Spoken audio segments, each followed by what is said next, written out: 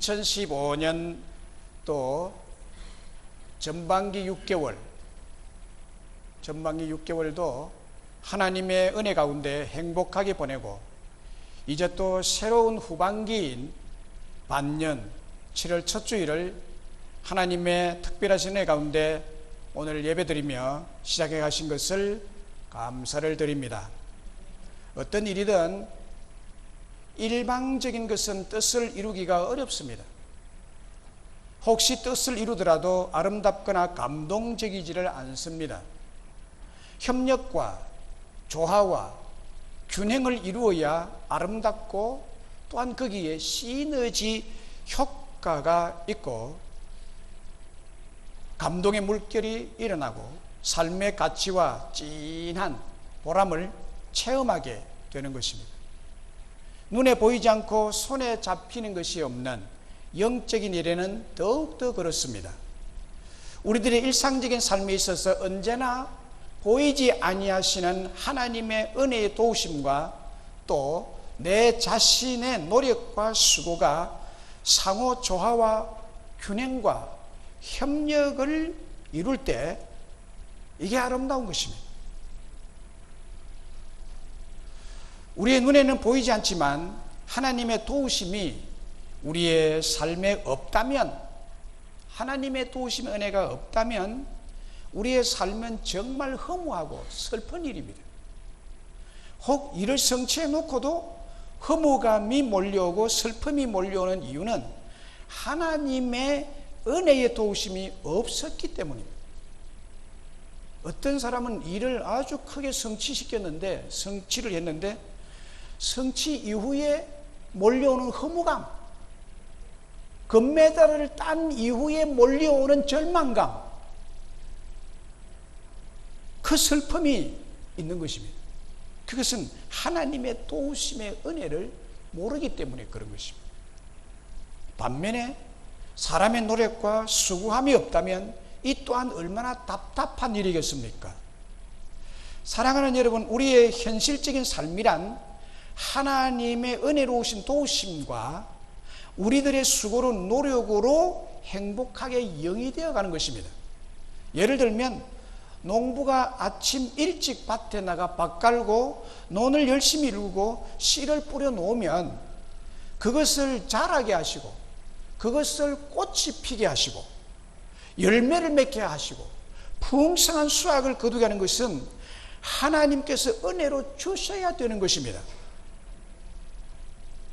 사람이 아무리 열심히 가꾸고 좋은 열매, 좋은 씨앗을 뿌려 놓아도 하나님께서 자라게 하시고 꽃이 피고 열매 맺게 하지 않으면 헛수고인 것입니다. 또 하나님이 아무리 은혜로 도와주고 싶어도 사람이 두 손 재게하고 밭에 나가서 씨 뿌리는 노력이 없다면 하나님이 도우시고 싶은 일이 성취가 될 수가 없는 거죠. 그래서 하나님의 은혜와 사람의 수고가 조화와 균형을 이루므로 열매를 풍성하게 거두어 드린 절기가 바로 맥주감사절 절기인 것입니다. 그래서 맥주감사절은 하나님의 은혜와 인간의 절묘한 조화와 균형으로 이루어진 감격의 절기인 것입니다. 특별히 신앙생활도 하나님의 도우심의 은혜와 나의 수고가 조화를 잘 이룰 때 행복해지고 풍성한 축복을 누리며 또 나누며 살아갈 수가 있습니다. 사람들이 하나님께 기도하고 하나님께서 응답하고,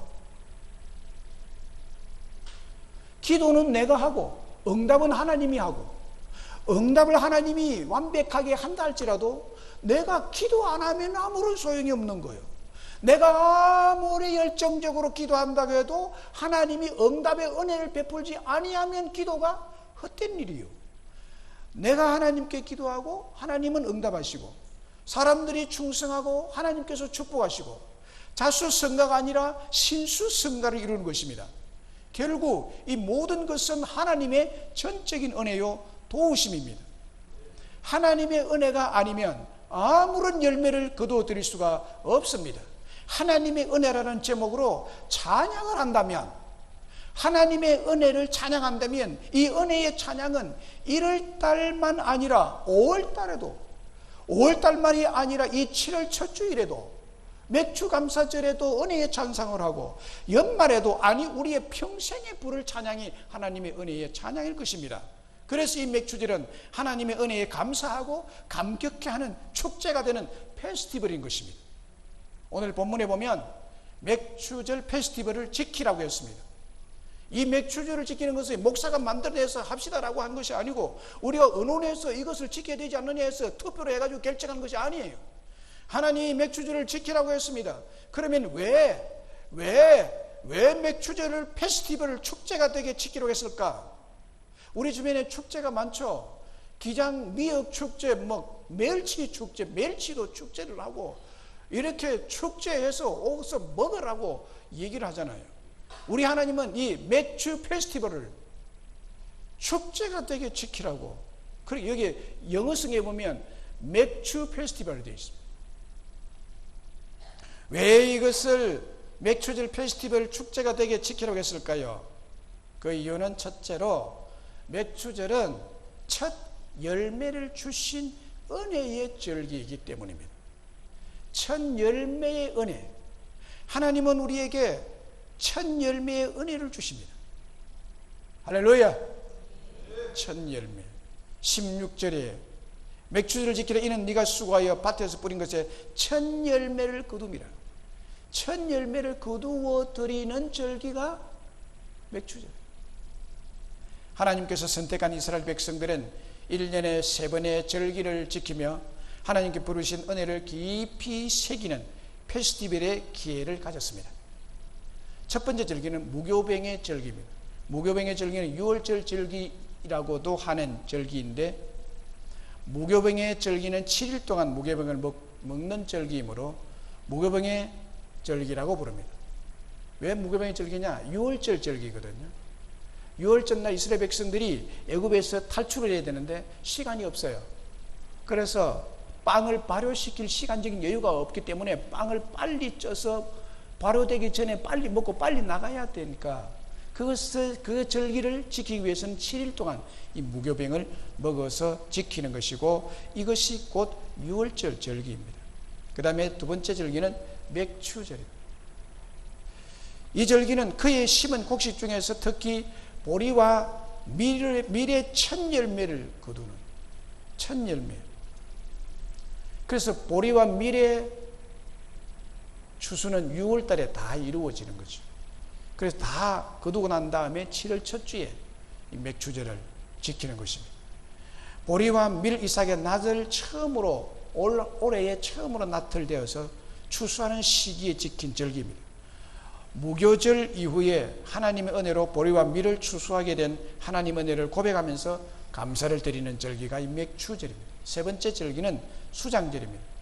이 절기는 유대 원력으로 7째 달에 15일 지키는 절기입니다.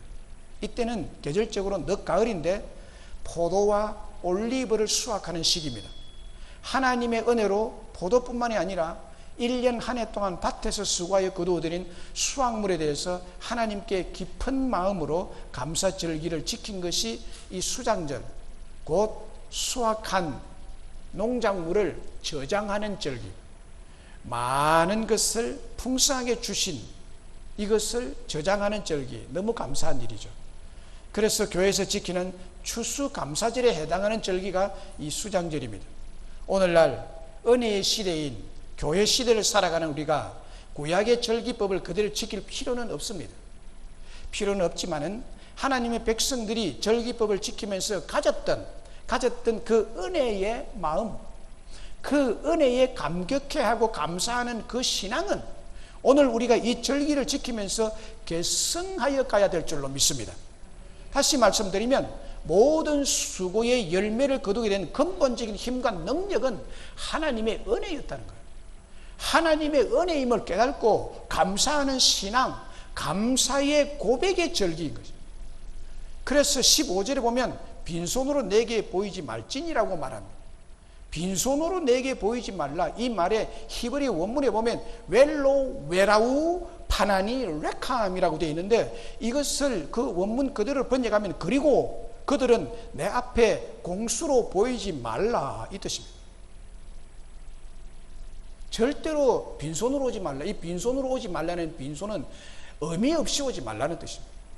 의미 없이 절기를 지키지 말라. 은혜에 감사하는 감격의 의미를 가지고, 그래서 의미가 있는 자라면 빈손으로 오는 것이 아니라 손에 하나님께 드릴 의미 있는 재물을 가지고, 손을 가지고 오너라, 요 얘기입니다. 절대로 내게 빈손으로 보이지 말라, 절기를 지킬 때. 이 뜻은 그동안에 은혜를 주신 하나님께 마치 왕에게 성은의 은혜에 감사해서 공물을 바치듯이 감사의 예물을 드리려는 분부인 것입니다. 이 분부는 모든 절기에 해당하는 말씀입니다. 그래서 맥추절은 하나님의 은혜를 은혜되게, 가치 있게, 무겁게 고백하는 은혜의 고백의 절기입니다. 우리는 심고 김도 메고 적절한 때에 물과 비료도 주며 관리를 합니다. 그러나 가장 중요한 사실은 이 곡식을 자라게 하시는 이는 하나님이시다. 곡식을 자라게 하시는 하나님, 곡식에게 생명을 부여하시는 분은 하나님이시다는 거예요. 열매를 맺게 하시는 분이 하나님이십니다. 우리가 사람이 아무리 힘을 다해 심고 메고 물 주고 관리를 철저하게 하고 먹고 살기 위해서 열심을 다한다 해도, 열심을 다하는데, 밤낮으로 열심을 다하는데도 하나님이 자라나게 하시지 않고 열매 맺게 하지 않는다면 인간의 노력이 헛수고가 되고 말기 때문에. 저희 집 앞에 삼나무를 막 심는데요, 삼나무가 큰 나무잖아요. 큰 나무를 이렇게 밑에 둥치 이렇게 새끼를 가지고 막 이렇게 흙더미 뿌리 상하지 않도록 해가지고 이래 막 심었어요. 심었는데 몇 그루는 죽어버리더라고요. 하나님이 그 생명을 살게 하지 않으니까 사람이 심은 그 나무가 헛살아 돌아간다. 그래 또 베어버리고 또 심으면 또 죽어. 사람이 노력해도, 사람이 심어도 하나님이 그 생명을 살리지 않으면 나무도 죽더라고요. 시편 127편 1절 2절에 여호와께서 집을 세우지 아니하시면 세우는 자의 수고가 헛되며 여호와께서 성을 지키지 아니하시면 파수꾼의 깨어있음이 헛되도다. 너희가 일찍 일어나고 늦게 누우며 수고의 떡을 먹음이 헛되도다. 무슨 말인지 이해가 가시죠? 사람이 아무리 꼭두새벽에 일어나서 밤늦게까지 열심히 집을 위해서, 가족을 위해서 배 빠지게 일을 해도 하나님이 세우지 않고 하나님이 지켜주지 아니하고 하나님이 성을 지키지 아니하는 은혜가 없으면 헛살아요. 물거품이 된다는. 제가 부목사로 사역할 때 일입니다. 조그마한 단칸방에 내 식구가 세들어 사는 젊은 집사님을 신방하게 됐습니다. 신방하는 중에 그분이 자신의 삶을 털어놓으면서 이렇게 눈물을 흘리며 말했습니다. 목사님, 저는 지금까지 우리 아이들 공부시키고 집 한 채, 내 집 한 채 마련하기 위해서 끼니도 그러는 것이 일상이었고,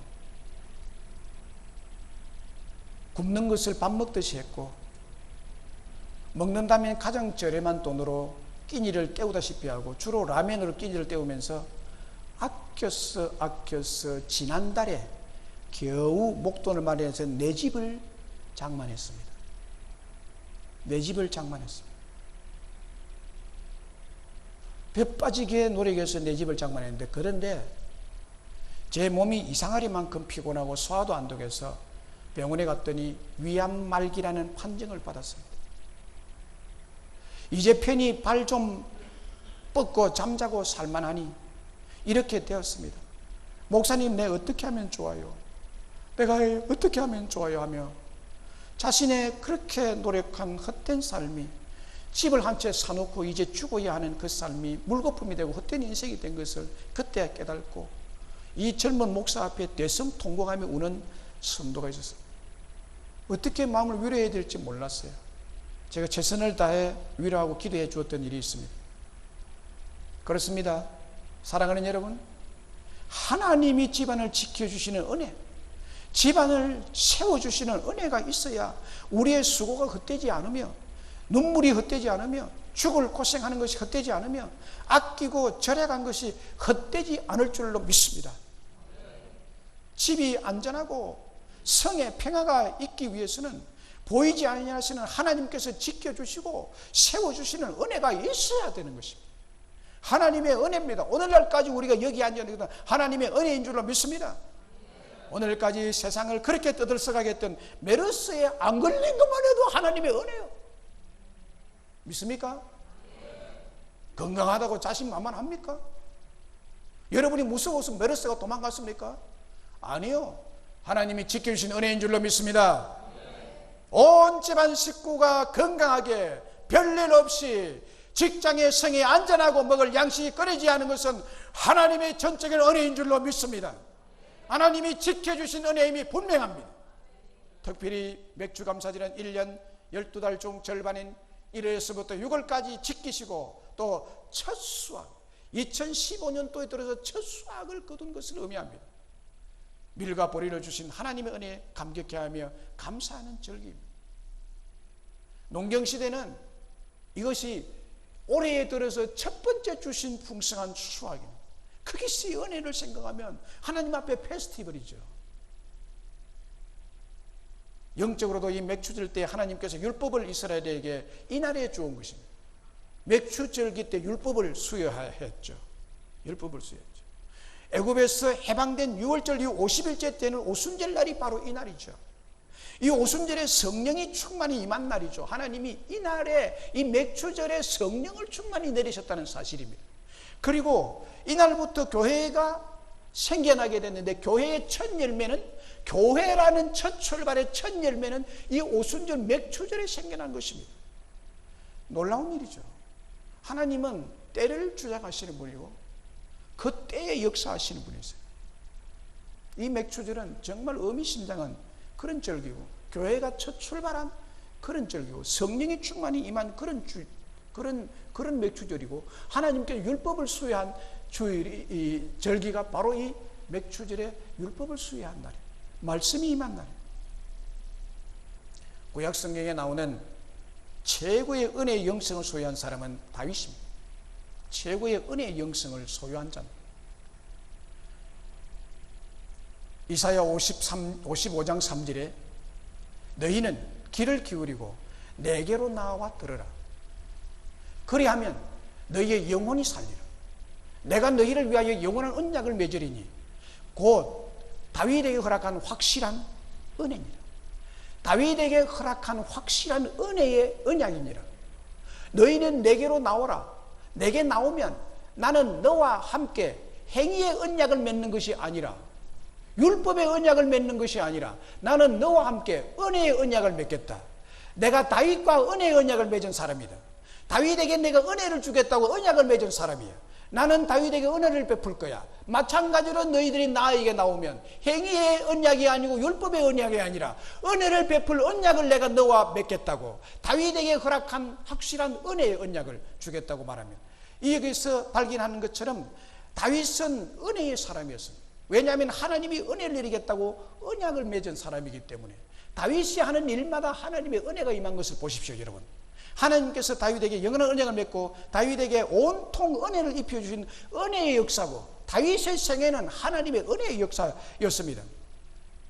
그는 베들레헴 촌동네에서 이새의 말째 아들로 태어난 다윗이었습니다. 베들레헴은 굉장히 촌입니다. 당시에 사울이 통치하는 그 수도에서 엄청나게 멀리 떨어진 베들레헴. 그는 왕손도 아닙니다. 그런데 그가 이스라엘의 2대 왕이 된 것 자체가 하나님의 은혜예요. 할렐루야. 은혜 아닙니까? 그리고 다윗이 전쟁터에 나가서 싸우기만 하면 전쟁마다 전승을 거두는 것 자체도 하나님의 놀라운 은혜예요.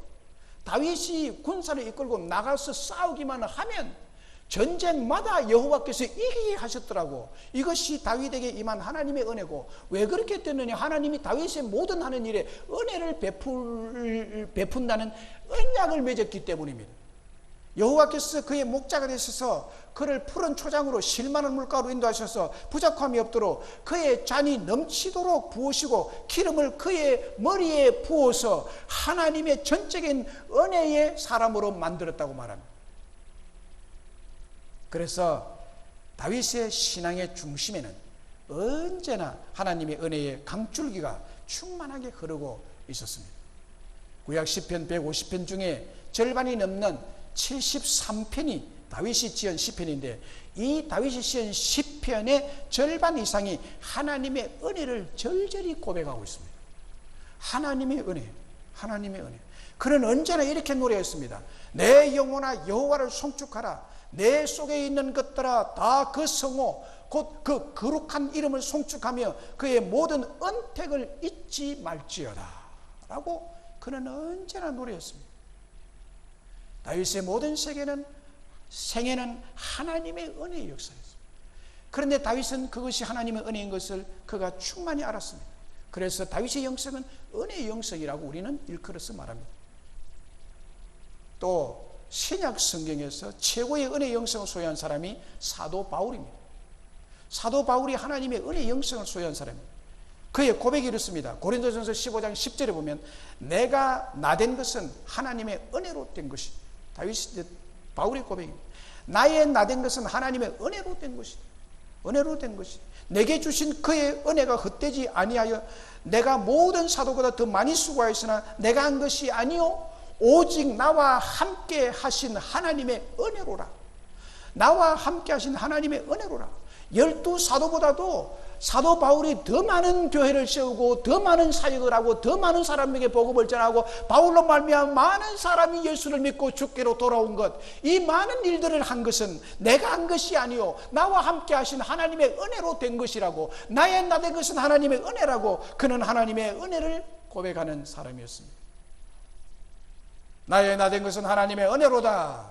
이 은혜의 맥주절은 우리를 성도다운 성도가 되게 하기 위한 하나님의 은혜의 절기임을 믿습니다. 우리 다 같이 305장 찬송 한번 부르겠습니다. 305장 찬송.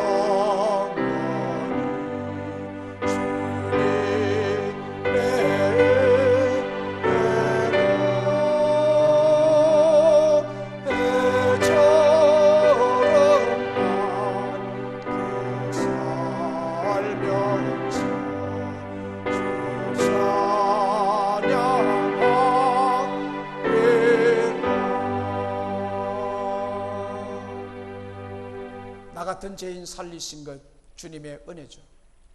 잃었던 생명을 주님의 은혜로 다시 찾았고 큰 죄악에서 나를 건지신 것이 주님의 은혜예요. 지금까지 내가 산 것 20년, 30년, 50년, 60년, 70년을 산 것이 하나님의 은혜인 줄로 믿습니다. 뿐만 아니라 그 은혜로 나를 본향에 인도해 주시고 거기서 영원히 우리가 주님의 은혜로 해처럼 밝게 사는 날이 기다리고 있습니다. 이것이 다 주님의 은혜로 이루어질 것을 분명히 믿습니다. 또 맥추제를 주시는 하나님의 은혜가 무엇일까요?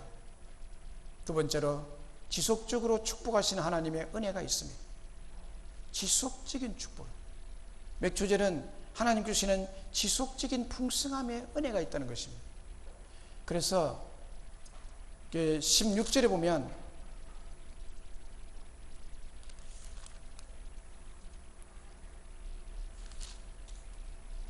첫 열매를 거두게 되고 또 연말에 밭에서 거두게 된다고.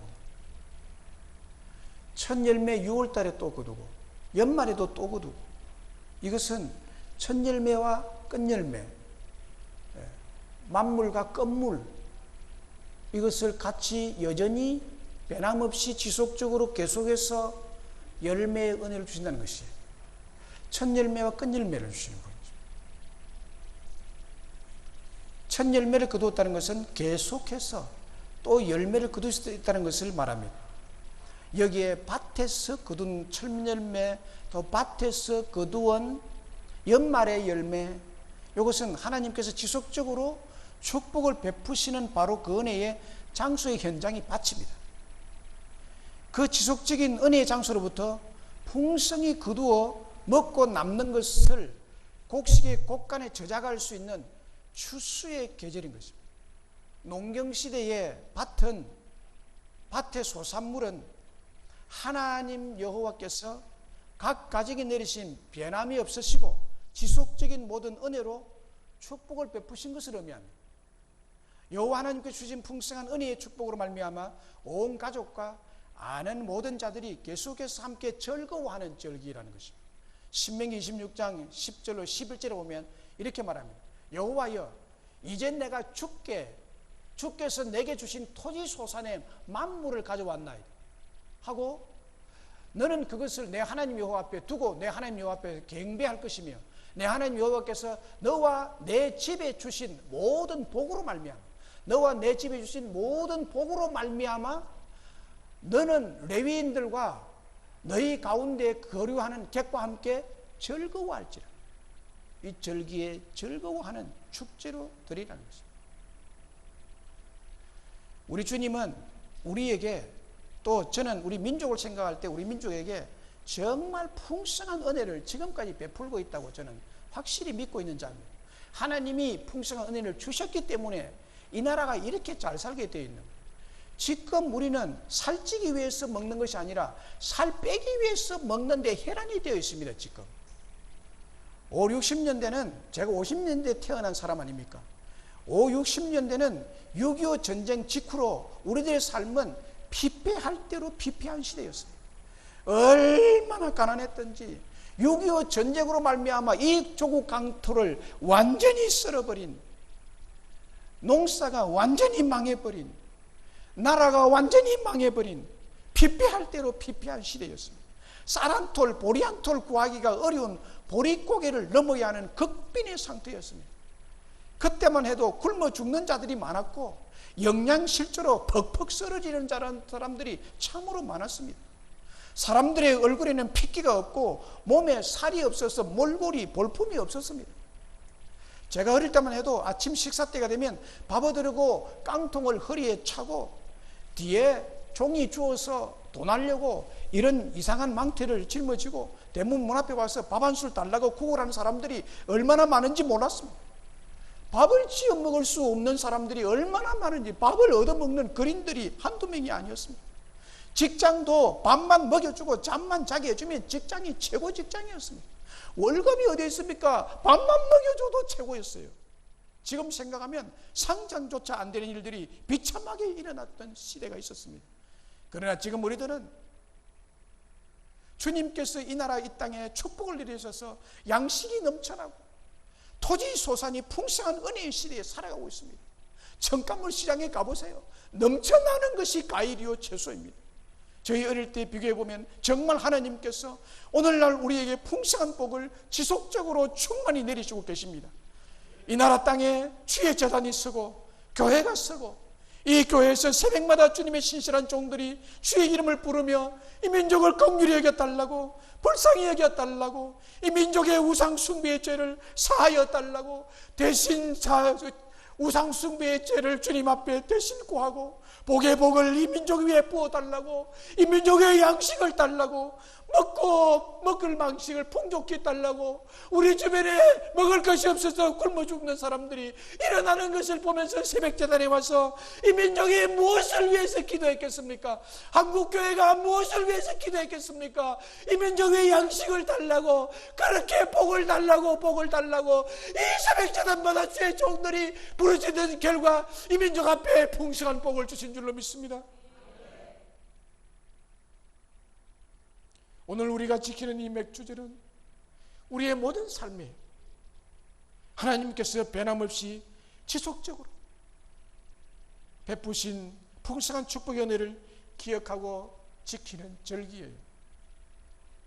우리 하나님은 한 번 반짝하는 열매만 주시는 분이 아니라 우리 하나님은 지속적으로 변함없이 한결같이 한 번 주었으면 중단 없이 계속해서 열매를 맺게 하시는 축복을 주시는 하나님이심을 분명히 믿습니다. 결국 맥주를 지키라고 하신 하나님의 마음은, 하나님 아버지의 마음은 계속해서 지속적으로 변함없이 우리들에게 복을 주시기를 원하신다는 것입니다. 여러분, 올 한 해의 풍성한 첫 열매가 아니라 지속적이고 점점 많아지는 축복의 열매가 여러분의 것이 되게 될 줄로 믿습니다. 그렇다면 이런 축복의 열매를 내가 누리고 나누며 살려면 이 절기를 어떻게 지켜야 할까요? 감사로 지키. 당연히 감사로 지키. 감사하시죠? 감사하시죠? 첫 열매를 주신 은혜와 지속적으로 풍성하도록 주시는 은혜에 감사하는 절기로 당연히 지켜야 될 줄로 믿습니다. 15절에 보면 빈손으로 내 앞에 나오지 말지니라. 16절에 그렇게 하여 맥주절을 지키라. 빈손으로 나오지 말고 손에 예물을 들고 맥주절을 지키라 고했습니다. 앞서서 성경에 지키라고 명령한 세 절기는 다 감사절기입니다. 절기 때 빈손으로 하나님 앞에 예배 드리러 나오지 말고 감사의 예물을 가지고 맥주절을 지키라고 하는 뜻입니다. 이것은 억지로 강제성을 띈 것이 아니라 하나님의 은혜와 풍성한 토지 소산을 주신 축복에 감사하는 자발적 보답의 행위를 강조한 말씀입니다. 굶어서 고통당하지 않게 은혜를 베푸시고 풍족히 먹을 주신 하나님께 감사하는 절기를 지켜야 됩니다. 저의 경험을 간단히 말하면 우리 아들이 몇 개월 전에 결혼했습니다. 결혼해 제가 잘 아는 친구가 오지 않았어요. 오지 않을 뿐만 아니라 축의금도 주질 않았어요. 굉장히 마음이 섭섭하더라고요. 안 와? 축의금도 안 줘? 그 얼마 되지 않지만 제 마음이 참 섭섭하더라고요. 꼭 와야 될 친구인데 섭섭하더라고요. 이런 일에도 섭섭한데 하나님의 거룩한 절기, 이 절기에 빈손으로 온다. 좋은 여건, 좋은 환경 속에서 사람은 누구나 감사하며 살아갈 수 있습니다. 맛있는 음식을 먹을 때, 좋고 마음에 드는 새 옷을 샀을 때, 내 집을 샀을 때, 내 자녀가 좋은 대학에 합격했을 때, 어떤 사람은 너무 좋아서 동네 잔치를 베풉니다. 돼지를 잡고 물질을 쓰고 잔치를 베풀어. 너무 좋으니까. 좋은 직장에 취직이 되었을 때, 직장에서 진급되었을 때, 사랑하는 사람과 결혼했을 때 윗사람이나 주변 사람들에게 칭찬과 인정을 받았을 때, 여러분들이 하는 사업에 대박이 터졌을 때 등등, 그리스도인이건 비그리스도인이건 감사절기를 알든 모르든 이런 일이 터졌다면 다 기뻐하면서 감사할 수 있습니다. 이게 동물과 사람의 큰 차이점이라고 볼 수 있습니다. 그리고 그리스도인과 비그리스도인의 차이도 이 감사에서 드러납니다. 사람이 감사할 수 없을 때 감사한다는 것은 참 힘들죠. 인생은 고해라고 합니다. 인생길이 고통의 바닷길과 같다는 것입니다. 기쁘고 감사한 일보다도 짜증스럽고 고통스럽고 힘든 일이 더 많다는 것이 인생이기 때문에 인생은 고해와 같다고 비유해서 말하는 말입니다. 생활비가 다 떨어졌을 때, 내 몸이 아플 때, 애들 학원비나 학비 등록금을 내어야 되는데 낼 돈이 없을 때, 누가 나를 힘들게 하고 괴롭힐 때 등등, 이럴 때 기뻐하고 감사한다는 것이 정말 힘든 일입니다. 할래 해도 잘 안 됩니다. 그런데 이런 인생을 살아가도 그리스도인은, 예수를 믿는 사람이라면 한결같이 은혜와 풍성함을 주실 분을 기대하면서 그 하나님이 인정하고 하나님께 감사하는 삶을 살아가라는 것입니다. 그리고 하나님께서 우리에게 감사 절기를 지키라고 명령하시고 계시기 때문에 어쩌면 억지로라도 감사를 하면서 하나님께서 풍성한 은혜를 경험하도록 기적을 베풀어 주실 것을 믿고 감사를 드리는 거죠. 데살로니가전서 5장 18절에 보면 범사에 감사하라, 이것이 그리스도 예수 안에서 너희를 향하신 하나님의 뜻이니라고 했습니다. 할렐루야.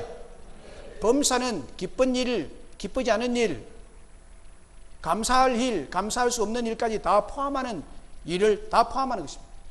감사할 수 없는 때에도 감사하라, 이 말이 여기 포함된 것입니다. 감사할 때만 감사하라, 이거는 예수를 모르는 사람도 감사해요. 잔치까지 베푸는데요, 대지를 잡고 소를 잡고.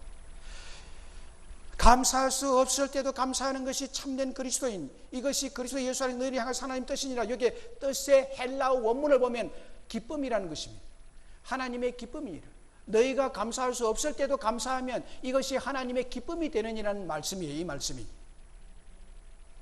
하나님의 기쁨이 되도록 감사하는 사람에게 하나님 가만히 있겠어요? 나라도 가만히 있겠어요? 하나님이 그런 감사를 하는 자에게 기적을 베풀어 주시는 줄로 믿습니다.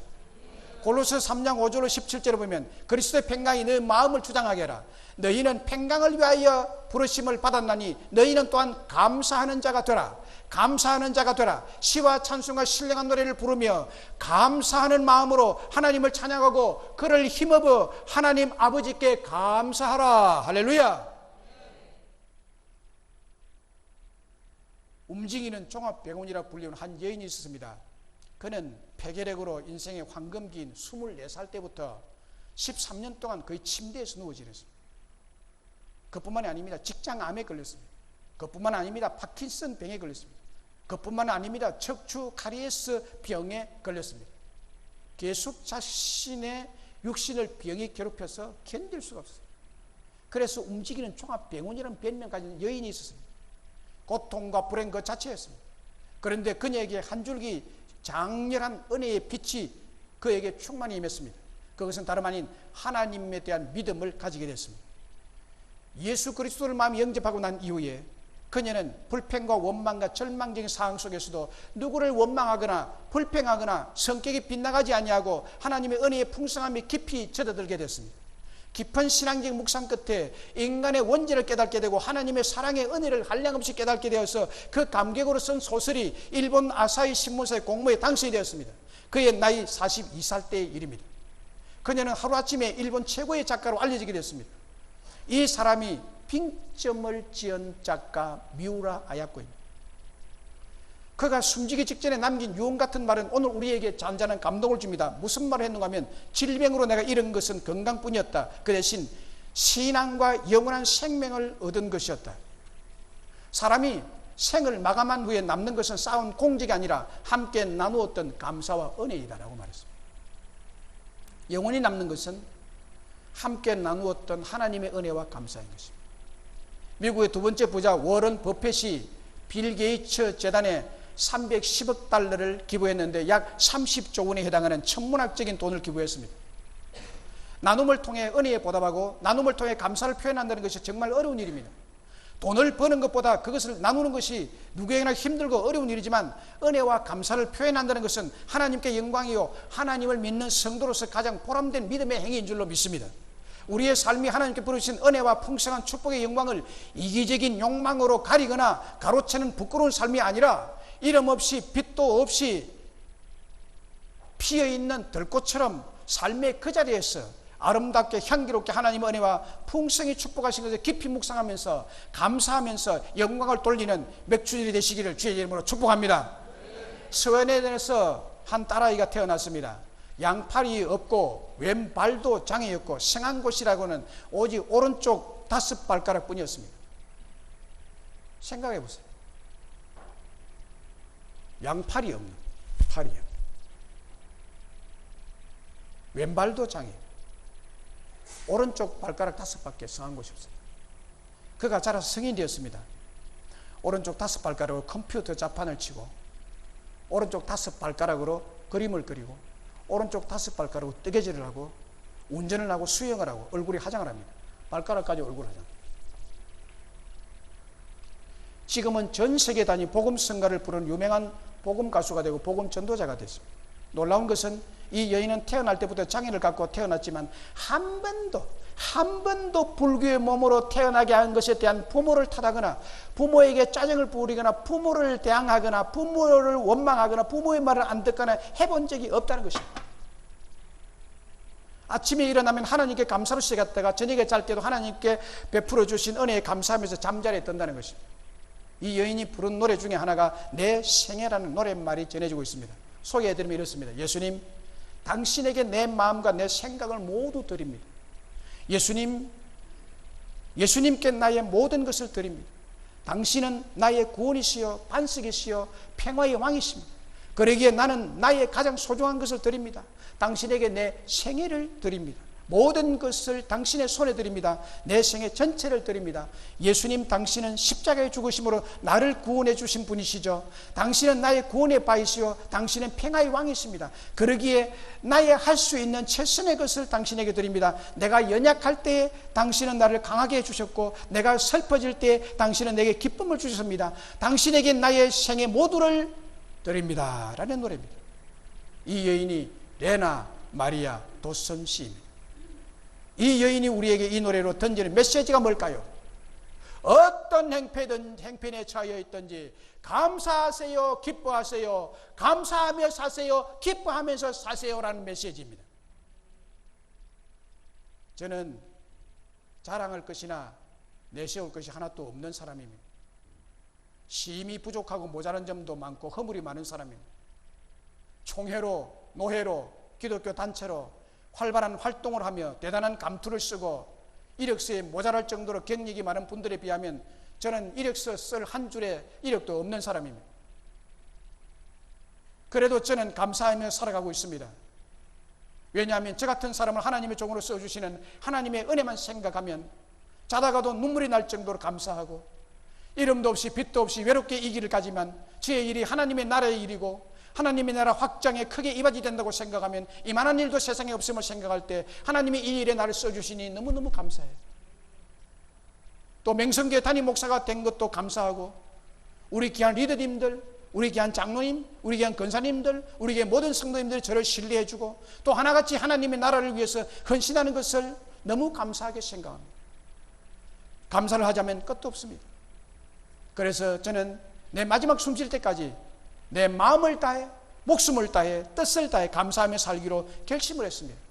저는 이 설교를 준비하면서 더 구체적으로 더 깊이 더 넓게 감사하며 살아야겠다는 은혜가 내 마음속에 밀려왔습니다. 사회학자 스탠디는 이렇게 말했습니다. 현대인에게는 암보다 더 무서운 병이 있는데 그 병은 감사 불감증이다. 감사를 모른다는 거예요. 감사를 모른다. 마지막 시대의 징조 중에 가장 두드러진 현상 중 하나가 사람들이 점점 감사를 잊어간다는 것입니다. 감사할 줄 몰라요, 우리 자녀들이요. 자기 생각에 조금 삐끗하면요 집에 방문을 걸어 잠그고 문 잠그고 나오지도 않아요. 엄마를 욕하고 야다들. 성경이 말하는 것입니다. 디모데후서 3장 1절로 9절에 보면 고통스러운 말세의 사람들의 욕심과 부패상에 대해서 말씀해 주는데 그 중에 감사가 없는 것을 특징 중에 하나를 지적하고 있습니다. 너는 이것을 알라. 말세에 고통하는 때가 이르니 사람들이 자기를 사랑하며 돈을 사랑하며 자랑하며 부모를 거역하며 감사하지 아니하며. 말세에 감사가 없다는 것을 지적하고 있어요. 부모를 거역한다고 말하고 있어요. 자랑을 일삼고 돈을 사랑하고 자기만 사랑하고 자기 사랑하는 것이 가히 우상입니다. 사랑하는 여러분, 하나님을 대신하여 간곡히 부탁을 드립니다. 오늘 드리는 이 맥주 감사절을 통해 여러분들에게 사라진 감사를 회복하시기를 주의 이름으로 축원합니다. 왜냐하면 감사는 기적을 베풀어 주시는 하나님의 은혜를 받게 하기 때문입니다. 다니엘의 감사를 보십시오. 다니엘 6장 10절에 다니엘이 조세의 왕의 도장이 찍힌 것을 알고도 자기 집에 돌아가서 윗방에 올라가 예루살렘 향한 창문을 열고 전에 하던 대로 하루 3번씩 무릎을 꿇고 기도하며 그의 하나님께 감사하였더라 라고 했습니다. 이 감사가 나올 감사의 기도입니까? 지금 감사 기도하다가 잡히면은 사자굴에 집어넣어 가지고 사자의 밥이 되도록 하기 위한 어명이 떨어진 때입니다. 어떻게 하나님께 창문을 열어놓고 나는 하나님께 감사한다고 감사기도를 할 수 있단 말입니까? 다윗은 감사기도 했습니다. 그래서 감사기도 때문에 다윗은 굶주린 사자굴에 들어가는 절망적인 고통의 굴 속에 갇히게 했습니다. 감사기도 국가의 왕이 하지 말라. 그런데 감사기도 했어요. 그래서 감사기도 결과 고통당했어요. 사자굴에 들어갔어요. 사지에 들어갔어요. 그러나 여러분, 그러나가 있습니다. 그러나 그날 밤 하나님께서 하나님의 천사를 굴 속에 보내어 사자의 입을 벌리지 못하도록 깍 막아버렸어요.